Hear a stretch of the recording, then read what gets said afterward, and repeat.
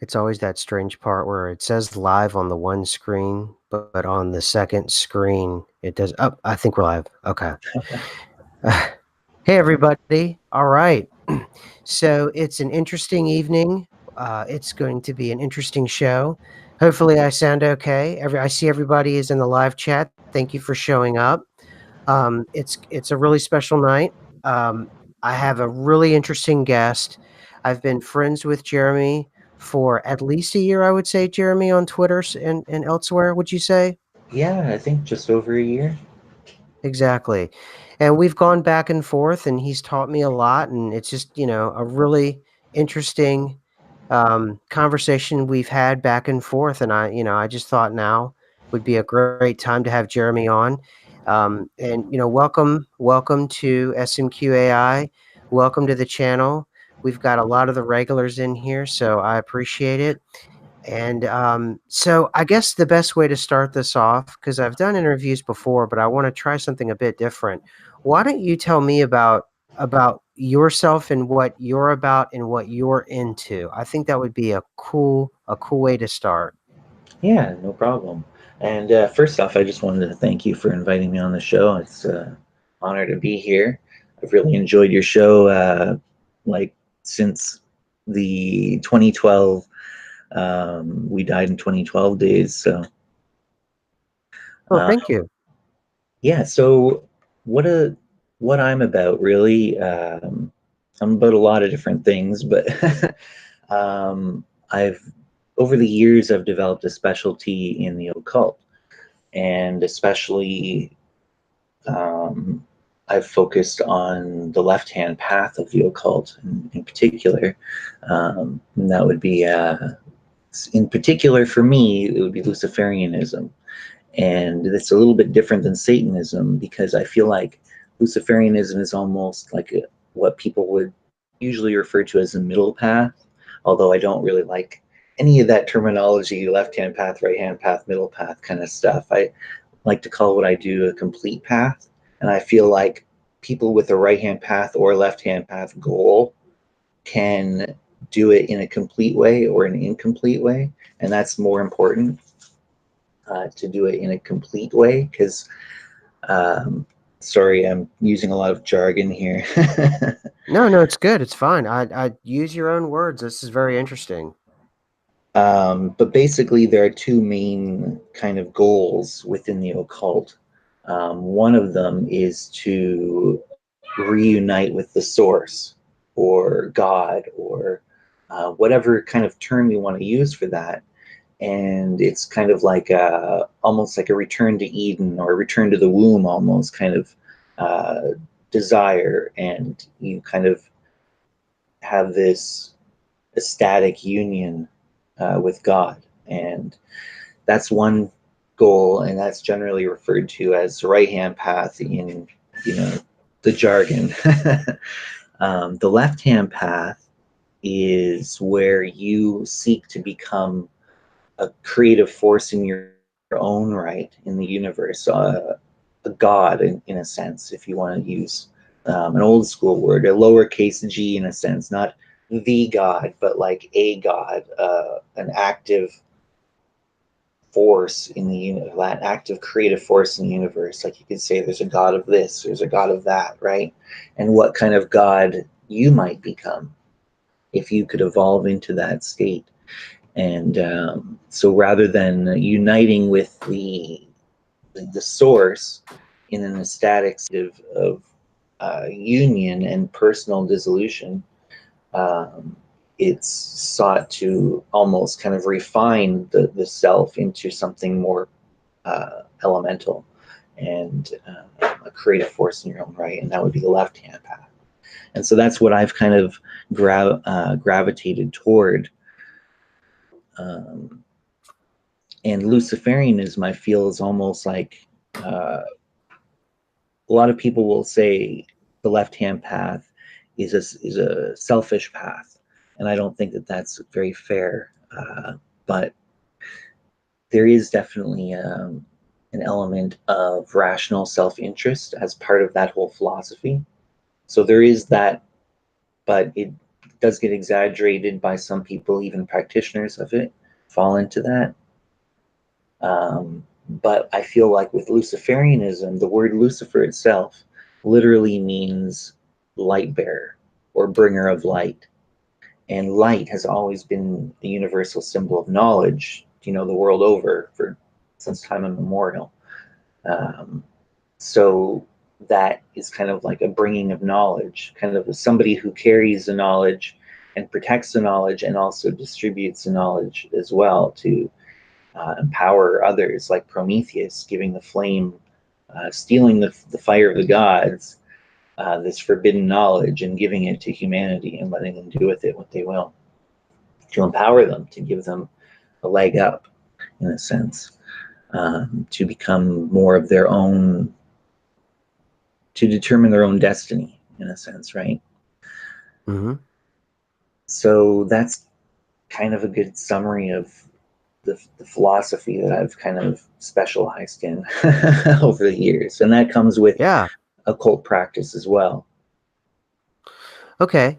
Excellent. So let me ask you then, when you and I think there needs to be right in the beginning, what I would like to get and understand is I know oftentimes I'm kind of I get confused sometimes with understanding the left hand path because sometimes you'll have certain practitioners on the left hand path from someone who's an outsider looking in, and it seems almost as if they're atheists and they don't believe in a higher power. And then I'll listen to other videos or I'll read other texts or books about that sounds more closer to the left-hand path, and it actually is talking about deities in a literal form. Um, what are your feelings about first that, and then where do you fall along those two kind of delineations of that? And am I describing that even correctly? In fact. Yeah, absolutely. That's an excellent question. And that's something that does come up a lot. So I'm glad that you brought it up. So the left hand path, or the right hand path, really, but more the left hand path, because the right hand path is not quite as, um, you don't get as many atheists in the right hand path. But the left hand path, you could say, or I don't even like the term, as I said, but what we'll just use it at a convenience. But the left hand path is a philosophy, and it's independent of whether you're a theist or an atheist or an apatheist, which is kind of a term that I like for myself, which means it's like apathy and theist. So it's like you don't really care if there is a literal um, existence or not. It's kind of like agnosticism. Mhm. Uh, you don't really care what one way you or another. You would still live your life the way that you live your life. Okay. So, in your practice, for as much as you're comfortable with sharing, have you ever come across a feeling or a situation where you have felt a literal or encountered with one of your senses something that is you have perceived as outside of yourself? Have you ever had that kind of feeling? Oh yeah, absolutely. I've had a lot of experiences like that where I've encountered apparently external entities, you could say, um, like in the what was it, the Gateway document? They talk Hmm. about other intelligences. Yes. I have absolutely encountered other intelligences. And now the thing is, it's extremely convincing, 100% convincing, you could say, although I do still have a bit of skepticism in my own mind of whether or not to believe to believe it, even though I've experienced it in a sense. Not that I don't believe that it was a genuine experience, just the nature or the reality behind that experience is what I still have a bit of question in my mind. Like, And was that an external entity, or was I experiencing an externalized aspect of myself? I don't know. And I'm not sure it would matter really, right. because it's a powerful experience, and it's transformative, and it's real. It's very real. Um, so yeah, I'm not sure if what the difference would be exactly in how you would act. I mean, you kind of got to act as if it's real in a sense. Mhm. But now, when you take the mindset that it could be an aspect of yourself, then different possibilities for action uh, crop up. So there's Okay. different ways of working with the entity um, if you have a different mindset about it. So if you have a mindset that this is an aspect of myself, then that actually gives you a certain level of authority over the entity automatically. And before we move on, I'd like to talk with the chat and people that may listen to the show later on. Um, if I could suggest a frame of mind, if you don't like the subject matter, what you can do, and this is just a suggestion from me to you, reading the live chat, is the point of the channel is I consider this channel an expedition. And when the Mandela effect happened to me, I had realized my reality was not what it was, and it was turned upside down. Part of my expedition began with the We Died in 2012 series, with hopefully Jeremy and I will be talking about. Also, what I consider part of the ethos of this channel is that I want to hear everything that's out there, and I'm going to explore all of that. And I hope you all come with me, and I hope you all stay with me. And if you're not comfortable with that, I completely understand that. And, you know, I think the most interesting thing about this channel is that um, there are a lot of things said about a lot of different groups and a lot of different kinds of people, and that's it. That's where the conversation ends. And it's not going to end with me there. And the reason why is because what happened to me was real and it was bigger than I was. And I need to re-understand my reality and how it works. And this is part of that process. And I hope all of you stay with me and you know just stay with me and stay with this process we're all going through together because we're all MEs. Sorry, Jeremy, I wanted to say that because you know a lot of folks that have been with me for a very long time, I just want to make sure they understand where I'm coming from, and hopefully they can understand. So Oh so no, I Jeremy. totally understand that. And just let me add a little more context. I'm here on the show. I feel like my point to be here is to just be frank and tell people like this side of things, like to expose them to this, to the knowledge of what this is, so they understand what there's people out there thinking and doing. There are people like me. I'm not just an independent person that just does this on my own that made it up. Yeah. There are other people like me that have very similar philosophies and practices and experiences like I've had. And so to come on this show, I know that you guys talk a lot about these things from a different perspective.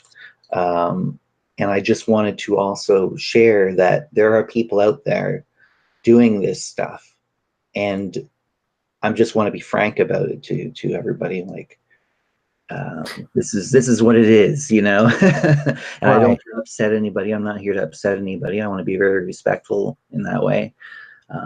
So Absolutely. And it sort of goes back to the CIA argument I get into with people. They cross their arms and say, this CIA argument that you're pivoting off of, it's complete garbage, and the CIA you can't listen to, and they're liars, and they're this and they're that. And then what people want is they say the CIA is something and they want proof. And then you offer proof and that isn't good enough.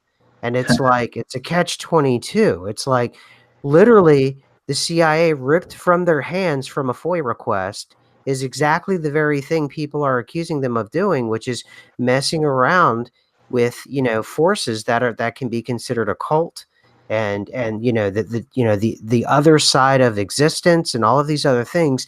And then whenever I present those things, people either don't want to believe that, or they try to push it away or reject it, and you end up putting yourself into this mental box, and it's as if there having no solution is the solution. And I just, that's the way I see a lot of people are saying they're angry and they're going to unsub. So I wish them well.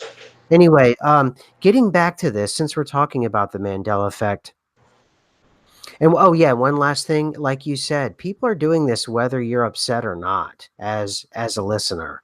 And I know a lot of people are with me and they understand, and I appreciate that. But this is happening, and people are doing this, and you can either listen to them or you can listen to, and someone who's experienced, and someone that I respect and I've known for more than over a year, and have asked some pretty frank questions. Or you can go on and listen to other shows where the guy is screaming into the mic, and I don't know. I'm not sure if he's even stable. So I'm sorry, Jeremy. Well, So I'm what? sorry if people are leaving because of me No, on the show. no, it's fine. Let me ask you this: what are your feelings then, about the Mandela effect? Frankly, where you get land on this thing? Yeah, well, just to clarify an earlier statement about apatheism, I do lean a little bit more towards thinking that there is something. Hmm. But in the end, I feel like it's hard to focus. I don't want to focus on that because in the end, it wouldn't really change my behavior all that much, really.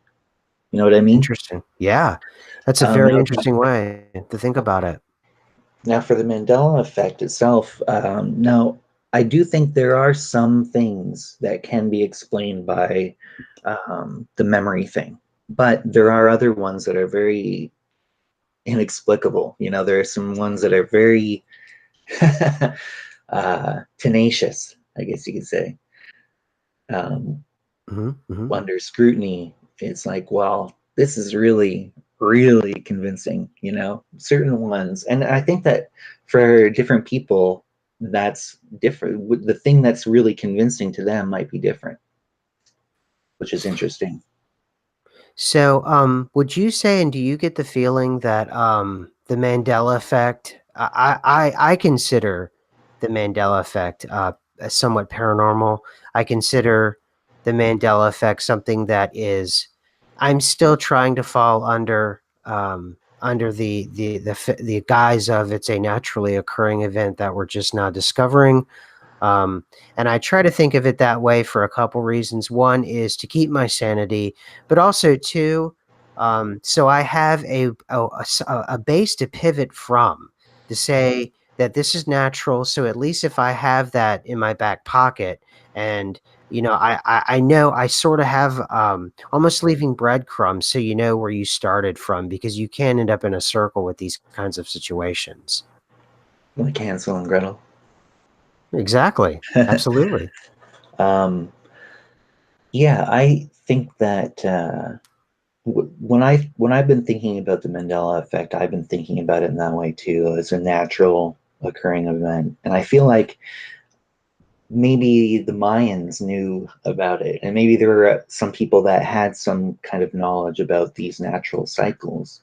And I think that maybe it's part of a natural cycle. Interesting. When you do your practice, and when you do either your personal meditations or your personal practices, have you felt something different, since, let's say, 2008, 2012? Are you feeling as if the world is different? Because I do. I feel as if the world has changed. Yeah, absolutely. It feels like, well, I kind of did. I felt it coming. I felt it coming, and it was just in the zeitgeist, really. The whole 2012 thing was massive, and I think that a lot of people talk about how there's a doomsday prediction here and there, whatever, but none of them were like 2012. Um, Hmm. well, Hmm. 1999 or the Y2K, I guess, was pretty close, but Why? Mhm. But 2012 really hit a crescendo. Yeah, and, let's explore that too. I started my channel, and one of the first stabs I had with the Mandela effect was the whole "we died in 2012" thing, and that thing went bonkers, Hmm. and I completely didn't expect Well, that. I had been thinking about I that. you had mentioned. I'd been thinking about that, and then I Okay. found your video, and I was like, well, this is what I've been thinking about. Like, I've been obsessively thinking about. And Well, it just really connected with me when I listened to it because you were saying a lot of the things that I had already been thinking. and yeah, and that's the thing is it was an examination because the Mandela effect made me re-examine so many things that were so base and basic to me that I didn't know they were there. So 2012 was a re-examination of what do I expect from the afterlife? What do I expect from life and the afterlife? And if life is so short and precious, why do I have to stand in lines? Why am I have to do I have to wait, on a train or a bus? And what if the afterlife is as mundane? And that's sort of where I went from there. And, you know, I you know, I don't know. And things were just odd and things have been off. And, in sort of the circles that you travel in, are you getting any feedback post 2012 like that? Well, there's this concept of aeons, Okay. and it's pretty prevalent, especially in modern occultism. But it has roots that go way back. Um, there was this Catholic monk that used to talk about the age of the what was it the Father, the Son, and the Holy Spirit. And you also have in the Hindu philosophy, you have the different yugas. Kali Yuga is one of the more notorious ones. Um, and you have in modern Western occultism, you have the idea of like an Aeon. Crowley talked about this a lot, and also the Temple of Set talks about this a lot too, where you have like the age of Aquarius. Actually, this is like this ties into the whole age of Aquarius thing. Of course, you know the song "This Is the Dawning of the Age of Aquarius." Mhm. Um, well, roughly every what is it, 2,300 years or 2,400 years, um, we enter a new zodiacal age, and it um, is dominated by the zodiac sign that you're currently in. And essentially that's the sign that the sun rises in against the backdrop on the morning of the spring equinox. And you have the age of Pisces.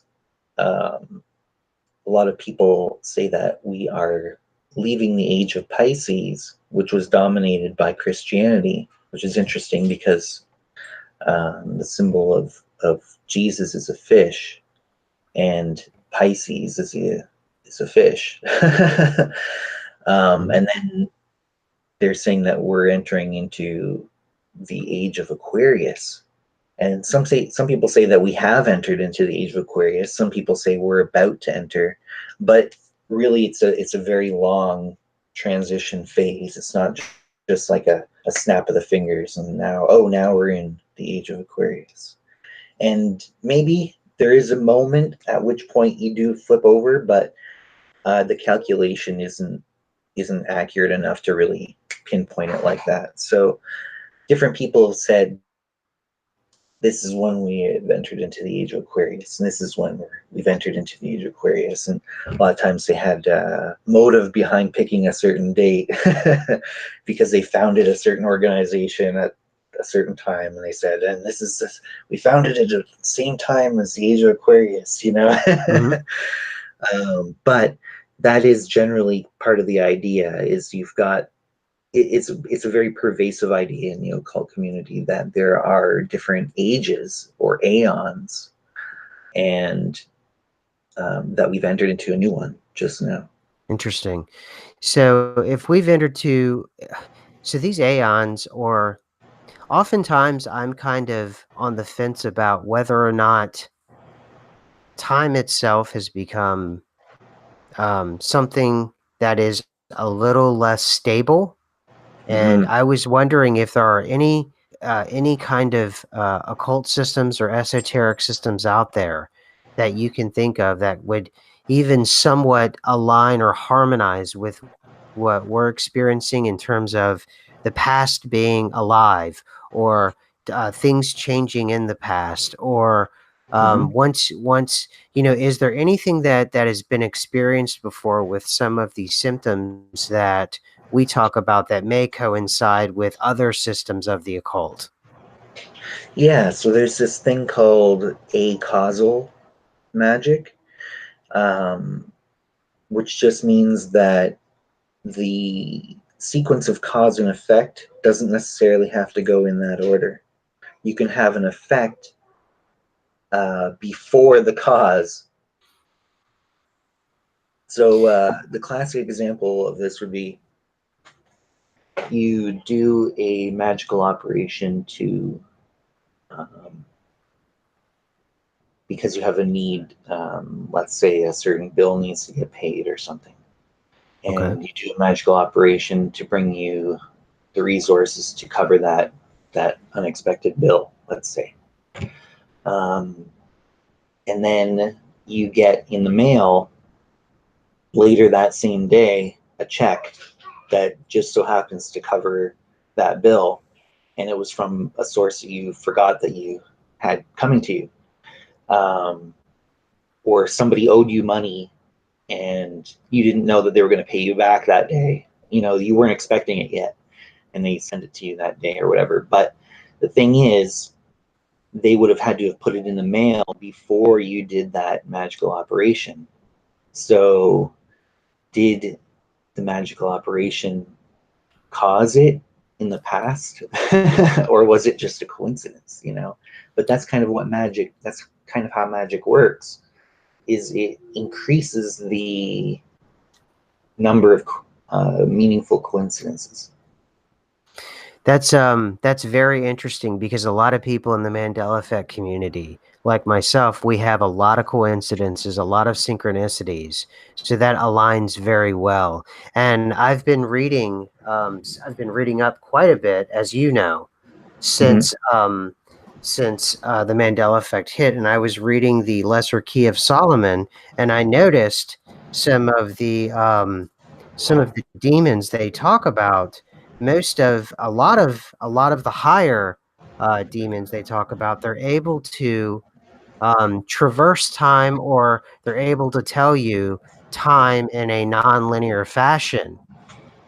So when you juxtapose that with the idea of retrocausality, which is a scientific term, with the term that you said, the A-causality magic, Yeah. is that yeah, okay. So then we're starting to, what I like to call, a harmonization is starting to happen then. So we're talking about a situation in which um, once again, these things that seem disparate, because science, I'm just going to get a bit around here. Hmm. Science does love to partition itself off from anything spiritual. And I mean Christian, I mean a left hand path, I mean anything. And yet, no matter how much the movement of scientism tries, there's always some kind of harmonization, and retrocausality primarily happens at the quantum level. And yet, what you're talking about and some of the things that I've been doing on my deep dives, there's still that harmonization there, and it's almost as if science itself, it acts as a shell for the spiritual world, the occult world, the unseen world. That's almost where I'm at with this. Not quite, but sometimes I just feel that way. Yeah, well, I always felt like uh, science was not at odds with the occult. And in fact, I did like a lecture um, on the subject of the occult in the new era, in the new Aeon.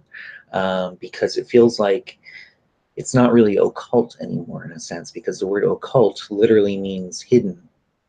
And it feels like a lot of these things that were once considered occult, this hidden knowledge, this forbidden and hidden knowledge, is becoming more and more understood by science. And we're not using the same terms necessarily anymore, but lucid dreaming, that Mhm. is that experience. And I know that there are going to be people who disagree with me, but I'm extremely experienced in this realm. um, it's the same as astral projection. It's its exact Oh, same state. There's multiple ways to get into that state, and lucid dreaming is one of the ways to get into that same state, um, as astral projection gets you in. And also, basically, it's the same thing as clicking out. Um, interesting. and so that's extremely well known in science now, right? Like, even they've done like experiments in the CIA. But you also have these scientists like Dr. Stephen Labarge.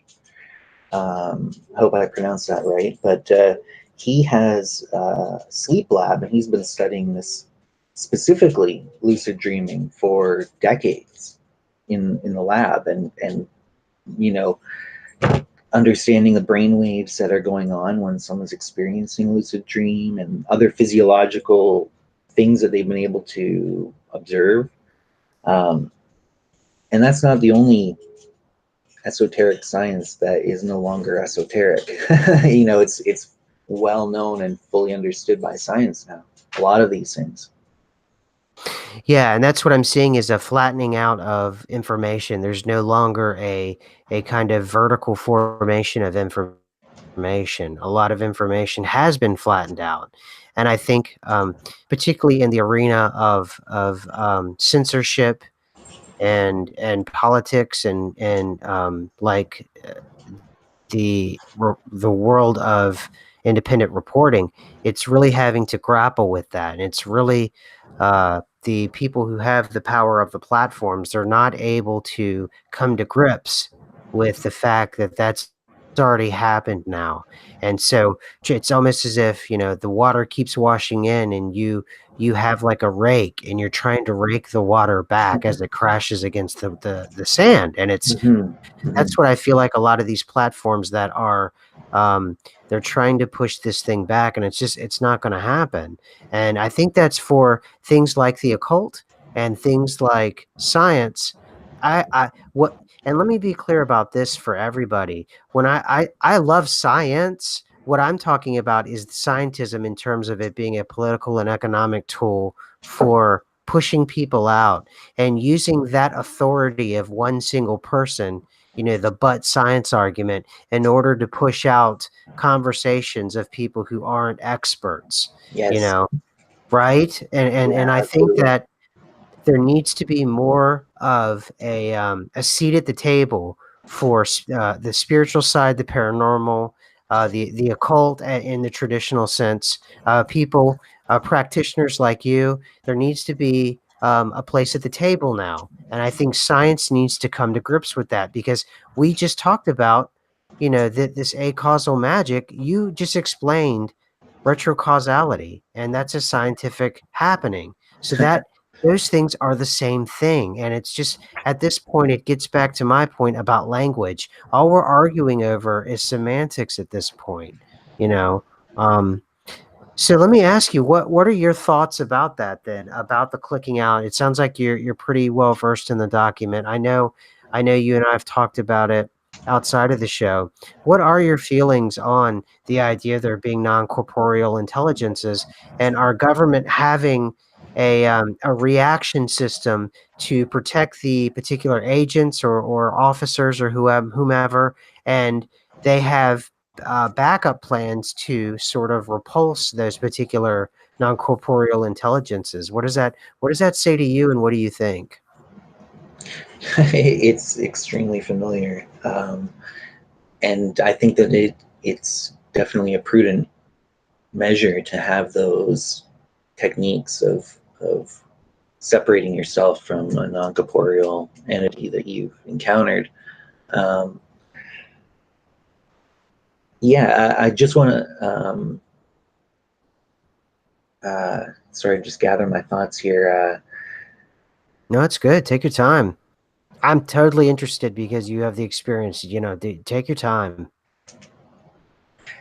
Yeah, so definitely if these people are experimenting with clicking out, as they call it, they're Mhm. definitely going to experience non-corporeal entities for sure. Like it's not just some inevitable thing down the road. Like I'm not sure how they're not encountering them immediately. Interesting. That's been my experience. I mean, it's essentially you're taking the dream state and you are entering it consciously, intentionally and consciously. You are triggering that directly from a waking state. And just like any dream, there are tons of entities. There are tons of non-physical intelligences that are going to want to interact with you. Sometimes I've gone into a session with the intention of performing a ceremony on the astral. And basically, what that means is the non physical space that you can consciously enter. And it's another hologram or another level Mm. of the hologram. And it's funny because I use the terminology hologram, and I have for like I don't know how long, like decades, where I referred to.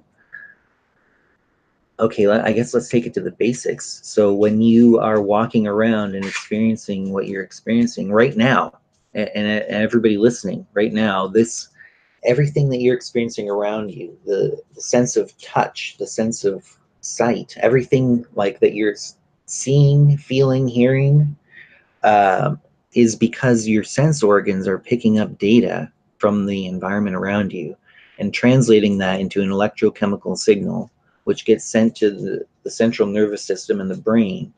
And then that gets compiled into an experience, which I call the hologram, because it's a multidimensional, fully immersive experience that's being generated inside your head based off of that data that's coming in, right?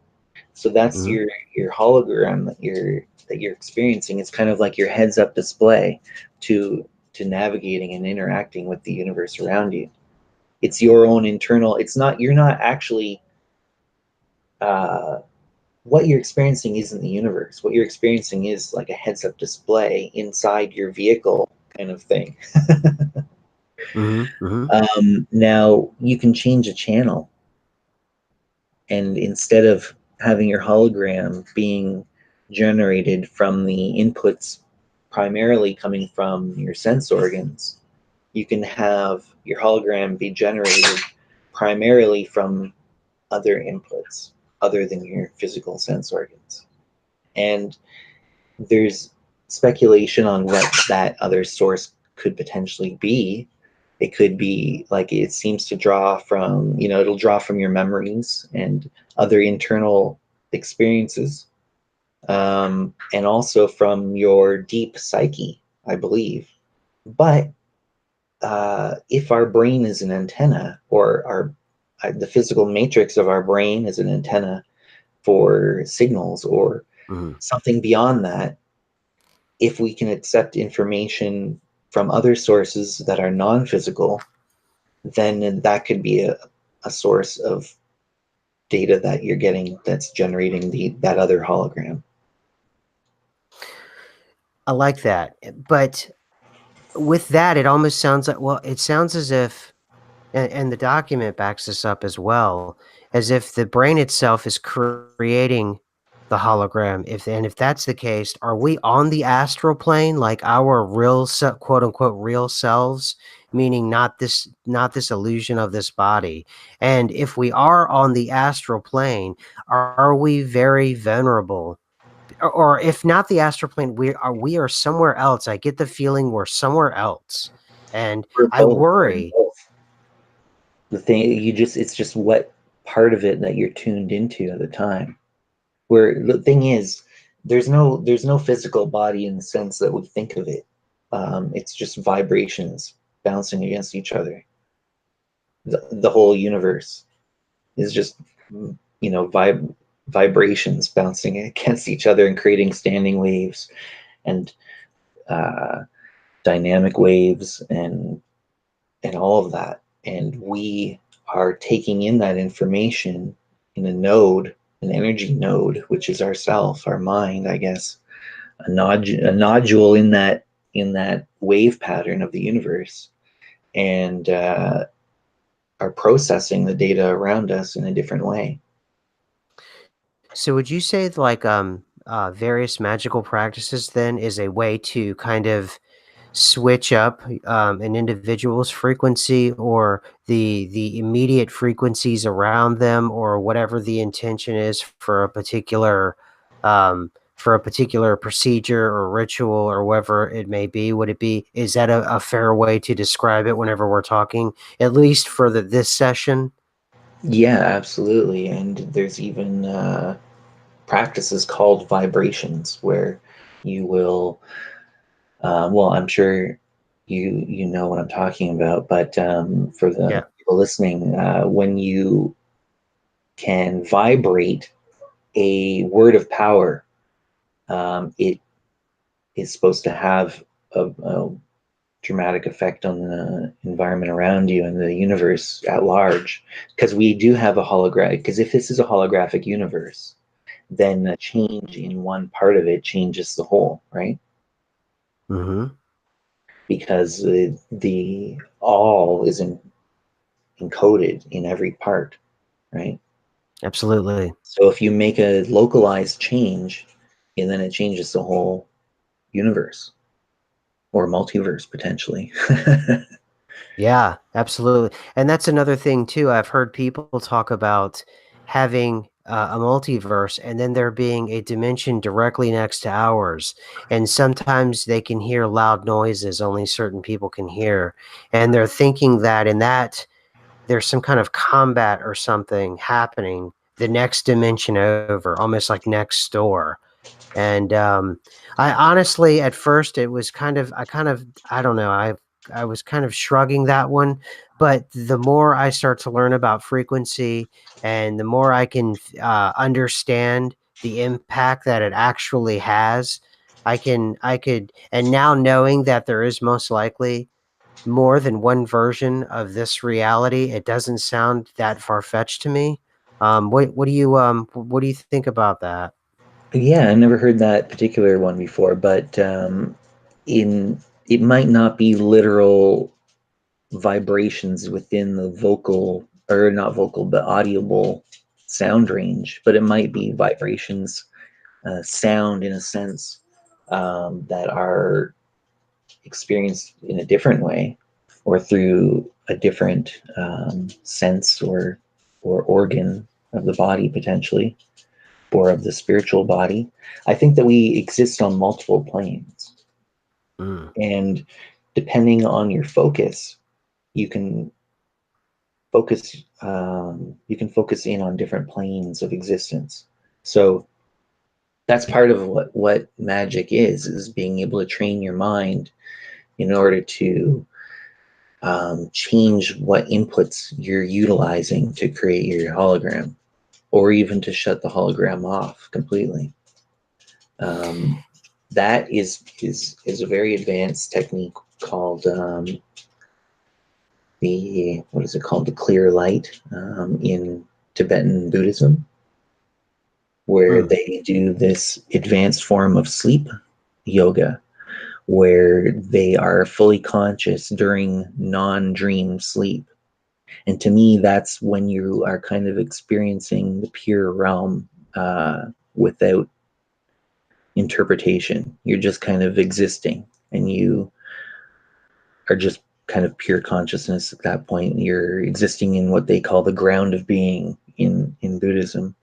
But that's a state that you can go into and come back out of. A lot of people are afraid of losing themselves. But we do it all the time anyway, every single night. But we're not conscious.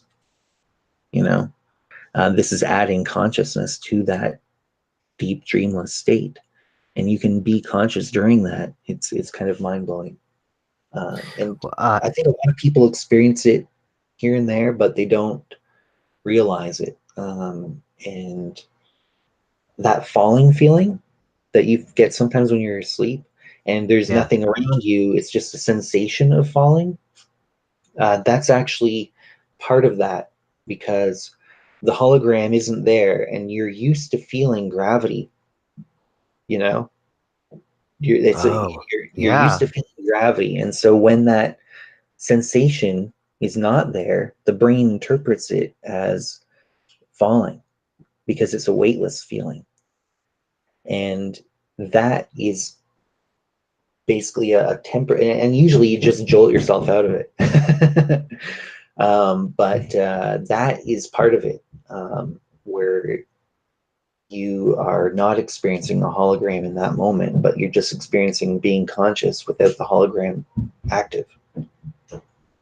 So, oh, by the way, Carol, I see you. I sensed you were here. I see you. You're not alone. Let me ask you. I've dreamed before where I feel like I'm pushing myself up and flying, and then I've dreamed before where I've gone to a state where people are saying kind of gibberish when I'm talking to someone, and now I've gotten to the point to where they're not saying gibberish, and I'm able to almost bring back not just everything, but almost like not just the full conversation, like word by word in English, but I can understand the intent and the meaning and the emotion and all of that with me. What would you say that is? That's a nonverbal communication. So they're like, it's conveying meaning without encoding it into symbols of language. It's more of a direct communication in that sense between consciousnesses, I suppose. And I do believe, like, it's hard to say sometimes if it's a part of you or not. And some people say that we're all part of one giant superorganism anyway.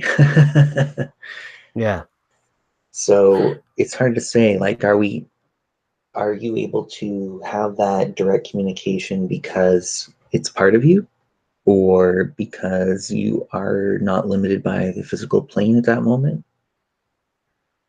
Yeah. Well, I know right after my car accident, I had this experience where I thought I was laying on the couch and I got up. And then I went into the bathroom and I wanted to blow my nose or something like that. And I went to reach for the roll of toilet paper on the wall, and my hand went through it, and I was instantly stressed and terrified. And then I woke up. What was that? Was that astral travel, or was that just another dream? Well, I think that every dream is astral travel. Okay. Okay. Every Interesting. dream is astral travel, except usually we're sleepwalking through it. We're just reacting habitually to our environment. We're just kind of we're not actively exploring that realm usually.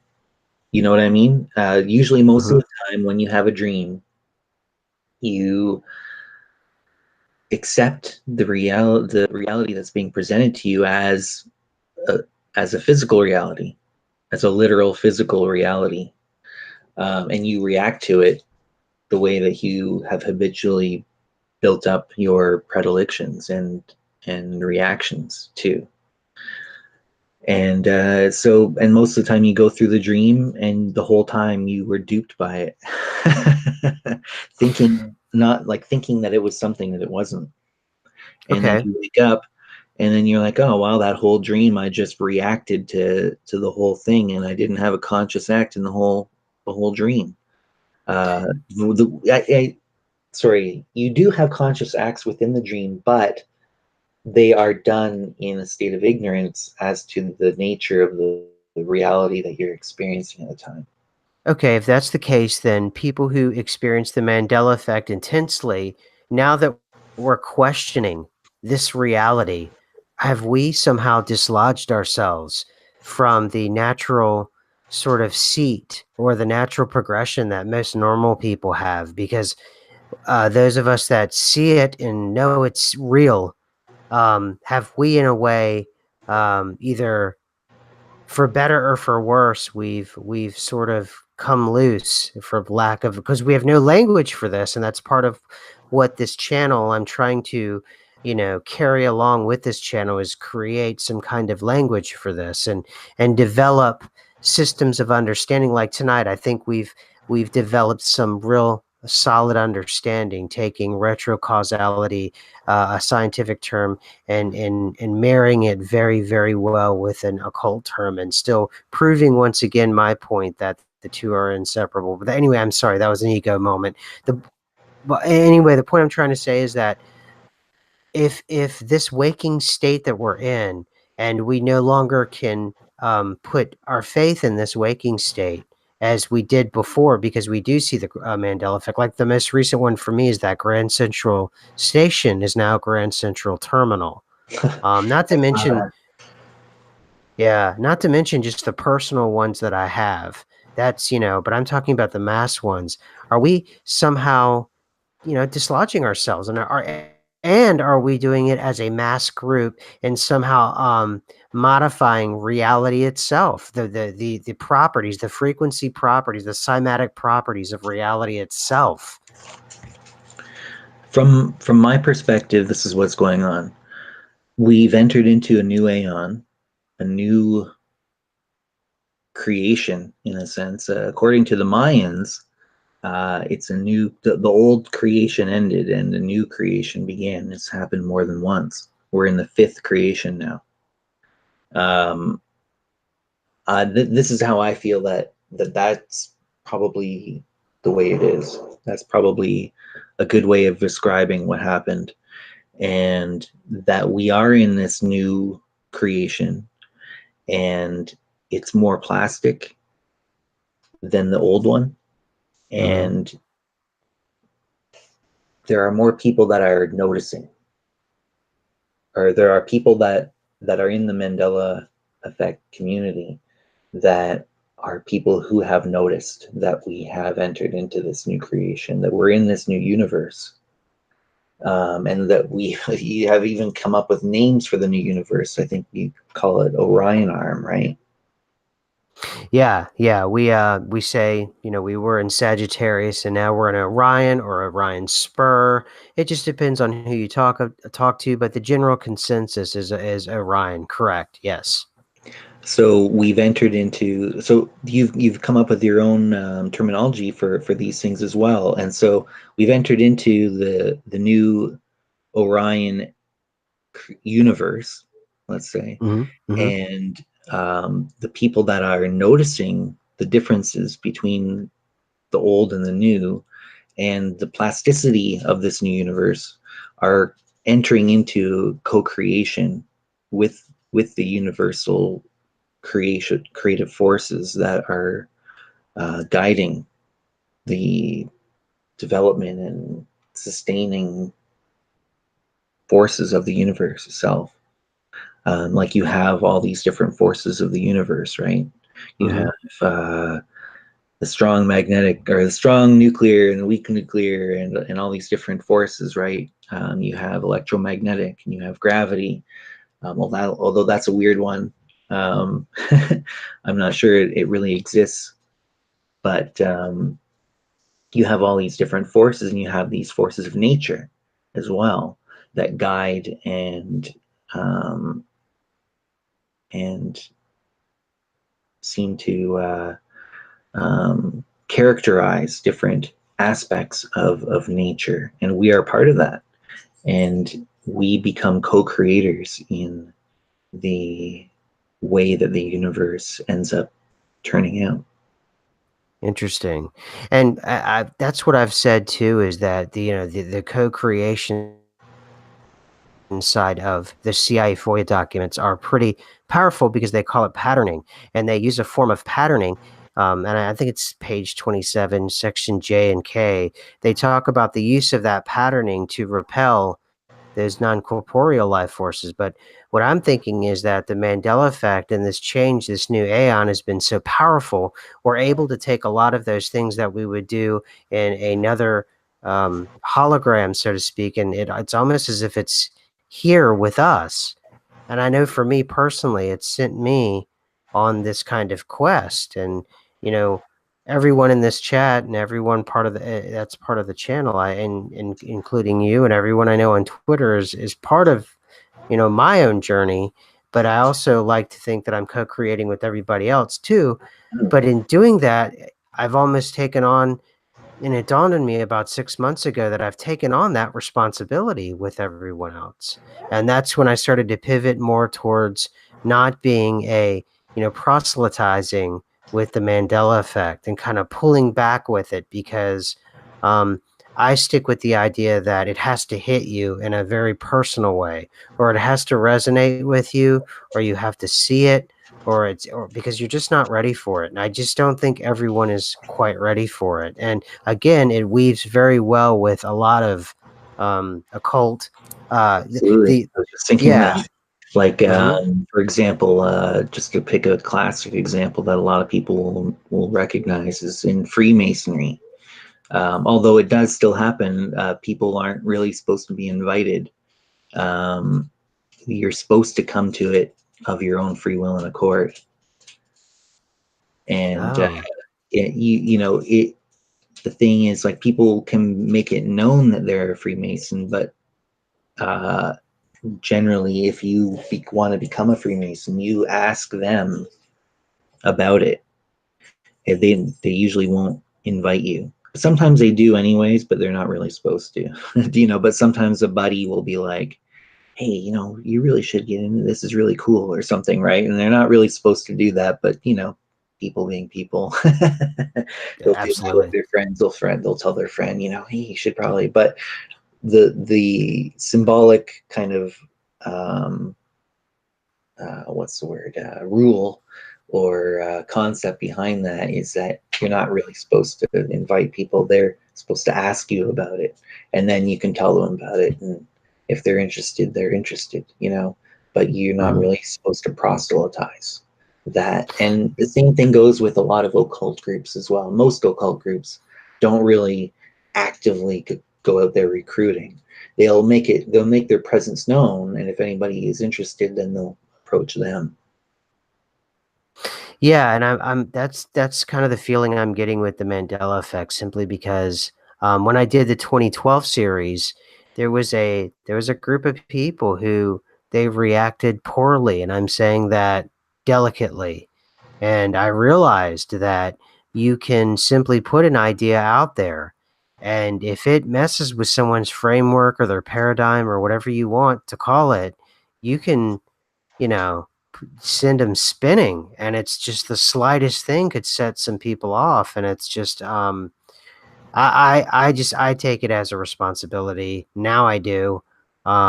It took me a long time to get to that, but that's where I'm kind of at this point with the channel and my understanding of the Mandela effect, and what I do with my power of now and the other practices that I do. So I'm really going sort of that route now. Of course, I'm not saying that, demanding that from others who are MEs. Everyone has to do their own thing, but just my behavior, for what it's worth, that's how I don't even talk about it anymore in my real life, because I've seen how people react to it. It's visceral, whether it's interest or it's like being very, very upset immediately.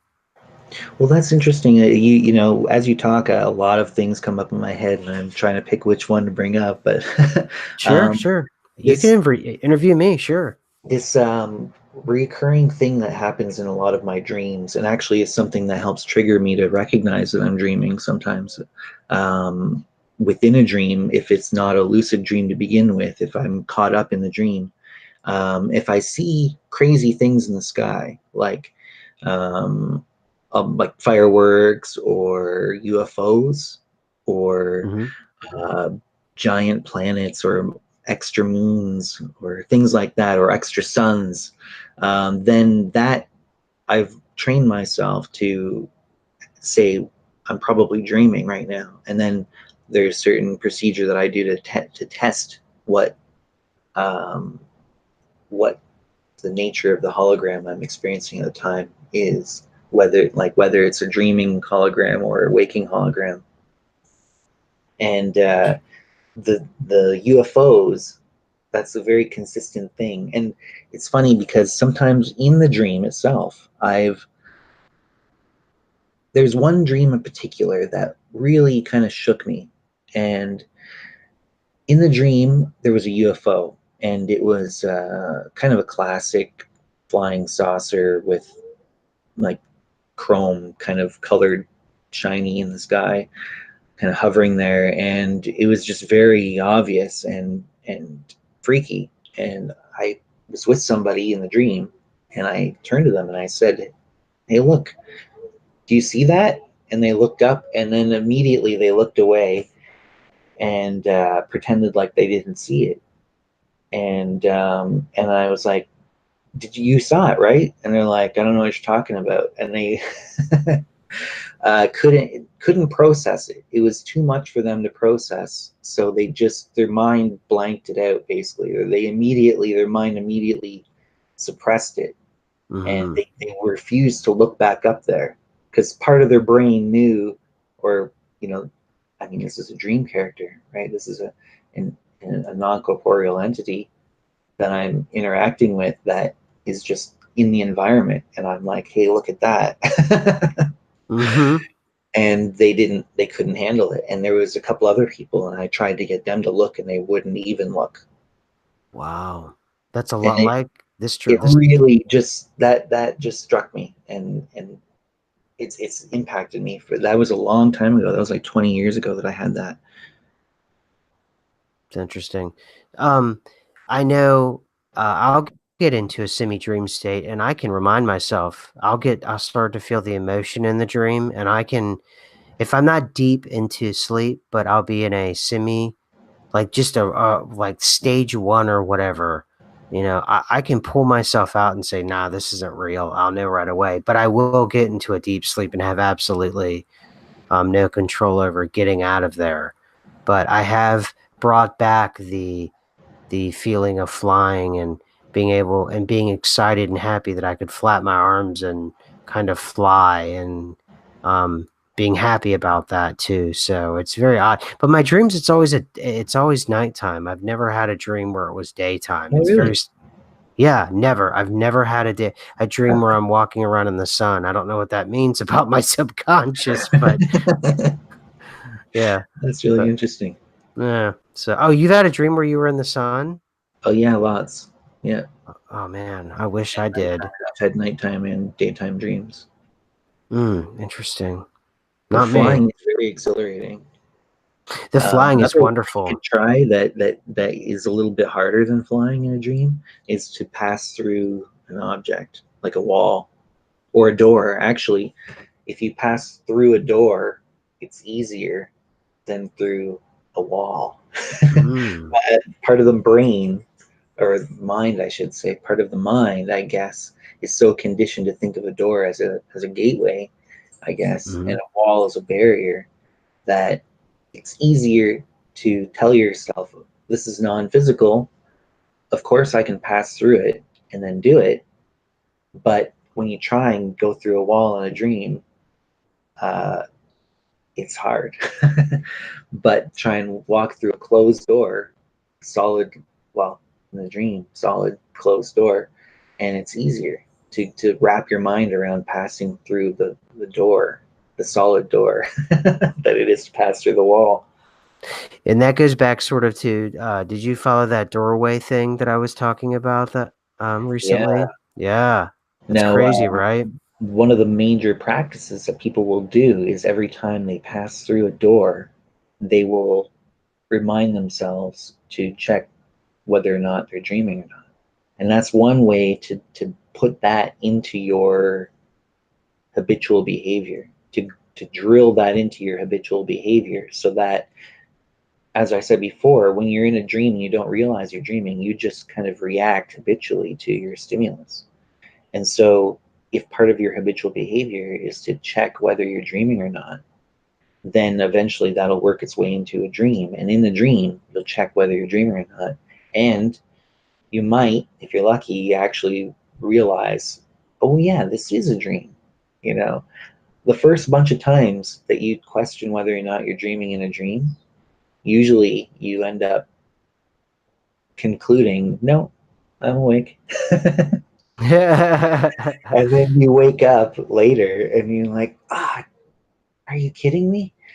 That I was so convinced that it was real, and it's actually a very transformative thing to occur, because Interesting. then you can realize, when you have a few of those experiences, you start to realize how real a dream feels when you're in it, and Yeah. it feels just as real as what you're experiencing now. Sometimes even more. Sometimes hyper real. Um, Yes. And when you become lucid in the dream, when you are aware of the nature of the reality that you're experiencing, when you're in the dream, it takes on even more intensity. Mm. It's quite invigorating, and uh, it actually, you become more operative on different levels of your own existence. You become more conscious and Okay. operative on those other levels, right? Because normally you're operating on those other levels in a subconscious way. Usually you're just kind of reactive, right? Hmm. But when you can bring that consciousness, that higher level of consciousness, into that dream, then that's another level of being that you are expanding your uh, conscious control and intention into. So then you can act consciously rather than just react in a habitual way. We have some control over it because we have control over what habits we develop in ourselves. But Interesting. we can expand that control by actually bringing greater consciousness into those uh, frequency ranges, you could say. Excellent. Well, one of the hallmarks of this channel and this show is I keep everything to an hour. We've gone 12 minutes over because you're so interesting. Um, and I think I would like to have you on again. If you would like to come on again, I'd like to talk to you more. Yeah, I'd love to come on again. I hopefully I don't upset your viewers too much.